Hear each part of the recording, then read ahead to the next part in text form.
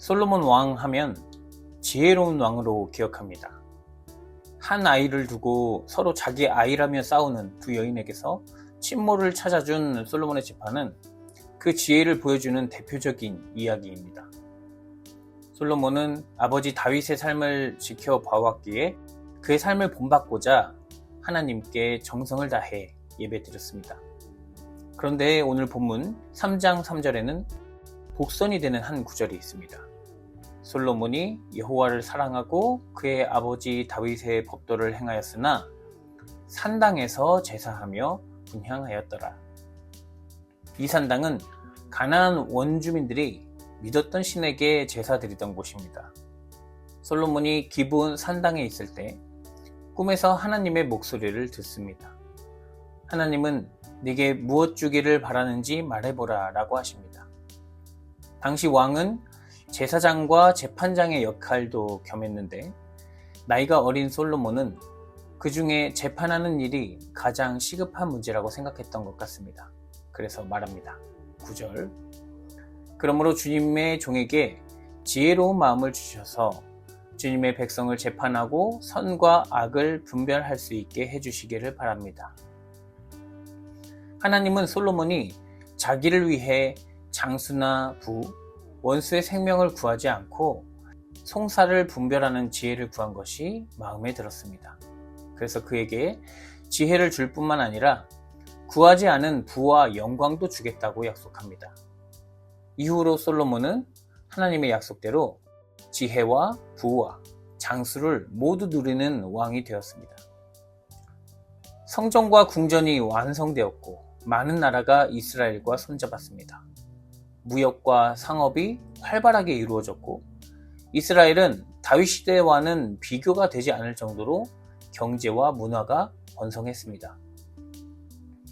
겉만 보면 아버지보다 성공한 왕으로 보입니다. 그런데도 이스라엘 후손들은 다윗과 같은 메시아를 기다립니다. 왜 솔로몬은 아버지와 같은 평가를 받지 못하는 것일까요? 하나님께서 솔로몬에게 지혜를 선물로 주실 때 그에게 꼭 지켜야 할 한 가지 조건을 말씀하셨습니다.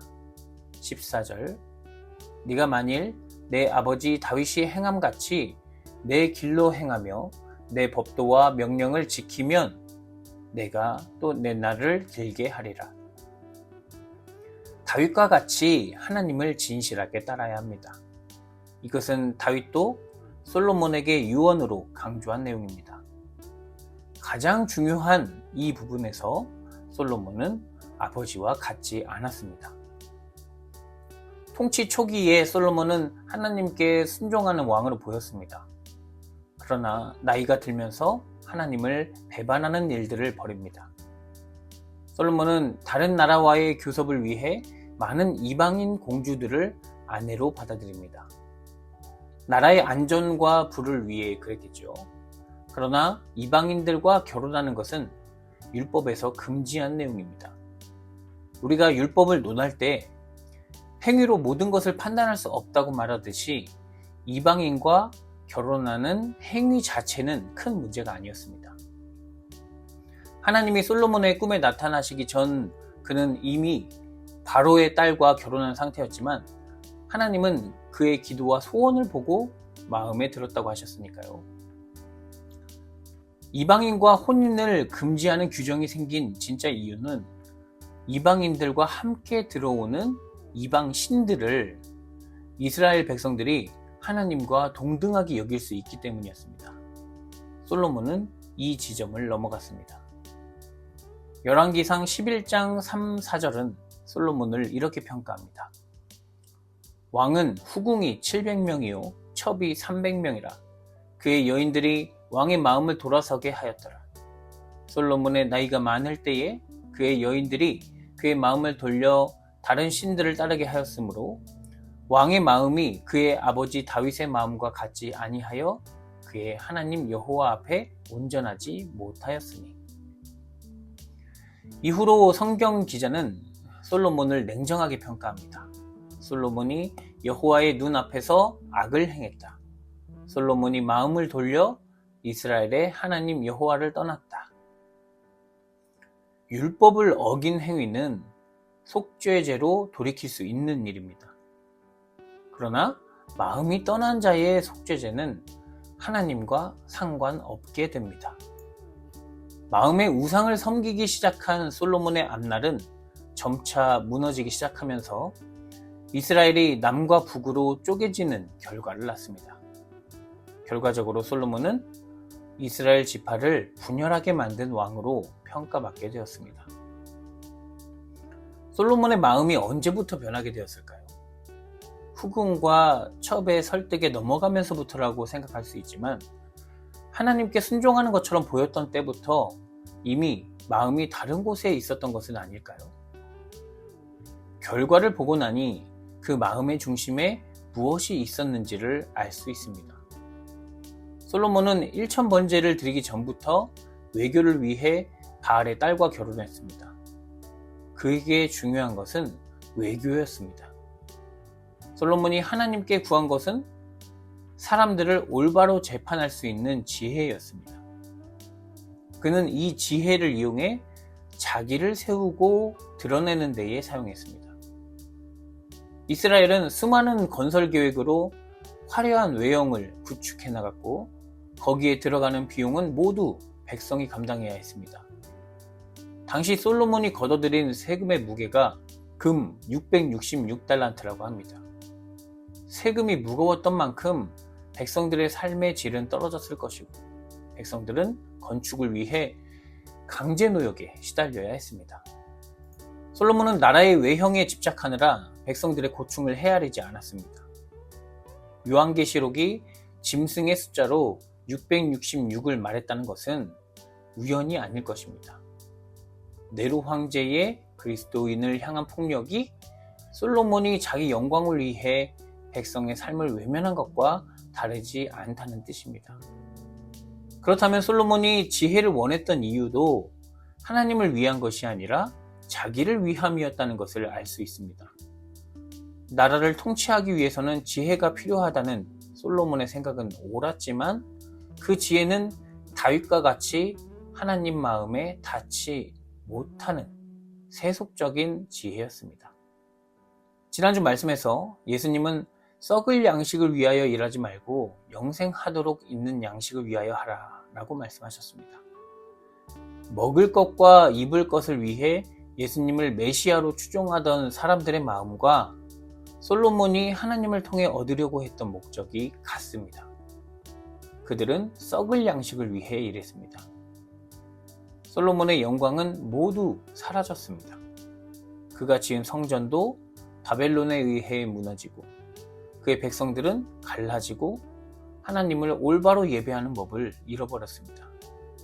모두 다 지도자가 썩어 사라질 것에 관심을 두고 있었기 때문입니다. 그렇다면 다윗은 어떤가요?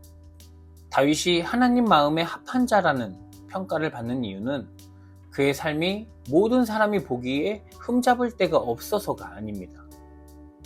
그는 자신의 권력으로 밧세바를 취하고 이 일을 숨기기 위해 밧세바의 남편이자 충직한 부하 우리아를 전장의 가장 깊은 곳에 보내 죽였습니다. 그런 다윗의 행위는 하나님 보시기에 악한 행위였습니다. 그 일을 고발하려 나단이 찾아옵니다. 선지자 나단을 통해 자기가 한 일이 하나님 앞에 범죄라는 사실을 깨달은 다윗은 그 자리에서 자기의 죄를 자백하고 회개합니다. 다윗은 자기보다 하나님을 중요하게 여기는 사람이었고 역사는 그를 이스라엘의 가장 위대한 왕으로 평가합니다. 사람은 누구나 어떤 잘못이든 할 수 있습니다. 돈에 눈이 멀어 잘못된 선택을 할 수도 있고 이성을 잃어서 돌이킬 수 없는 큰 범죄자가 되기도 합니다. 중요한 건 그 다음입니다. 잘못이 드러났을 때 잘못을 인정하고 그에 합당한 벌을 받아야 합니다. 그래야 가해자와 피해자 모두 건강하게 회복하는 길이 열립니다. 그런데 우리는 그렇지 않은 경우를 자주 보게 됩니다. 아무리 큰 죄를 지어도 대형 로펌을 고용할 돈만 있다면 무죄가 됩니다.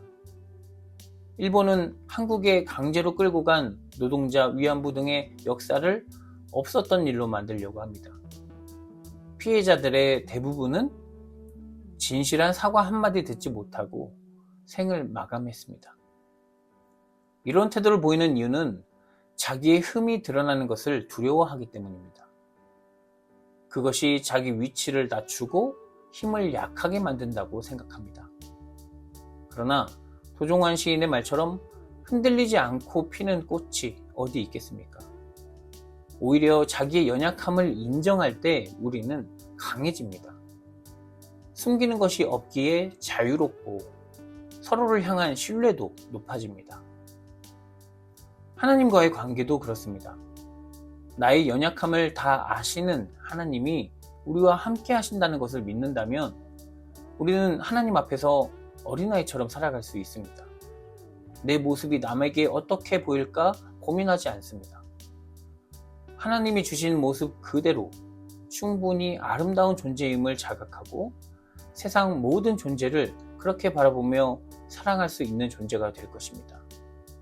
그래서 예수님은 솔로몬의 모든 영광으로도 입은 것이 이 꽃 하나만큼 훌륭하지 못하다라고 말씀합니다. 사랑하는 성도 여러분, 솔로몬 왕의 재산과 지혜는 세상 그 어느 왕보다 컸고 그가 마시는 그릇은 다 금이었다고 합니다. 세상 사람들은 이런 사람들을 부러워합니다. 그러나 그가 누리던 모든 영광은 자기를 위한 것이었고 이스라엘은 그 왕의 업적을 수치스럽게 여깁니다. 솔로몬은 썩을 양식에 자신의 지혜와 인생을 바쳤습니다. 시편 111편의 기자는 여호와를 경외함이 지혜의 근본이라고 선언합니다. 예수 그리스도는 하나님이 통치하시는 나라를 바라보며 생명 충만한 삶을 사셨습니다. 예수 그리스도 안에서 솔로몬의 영광보다 큰 아름다움을 발견하고 하나님을 참되게 예배하는 지혜로운 자녀가 되기를 기원합니다. 예수 그리스도를 하나님의 아들로 받아들이게 하시고 그 안에 있는 영원한 기쁨을 맛보게 하신 하나님 감사드립니다. 세상 사람들이 바라는 영광은 극소수의 사람만 누리다 사라질 헛된 것들입니다. 예수 그리스도를 통해 차별 없이 내려주시는 영원한 양식을 먹고 허무한 것들에 영혼을 낭비하지 않게 하시옵소서. 참된 지혜로 우리를 구원하시는 예수 그리스도의 이름으로 기도드립니다. 아멘.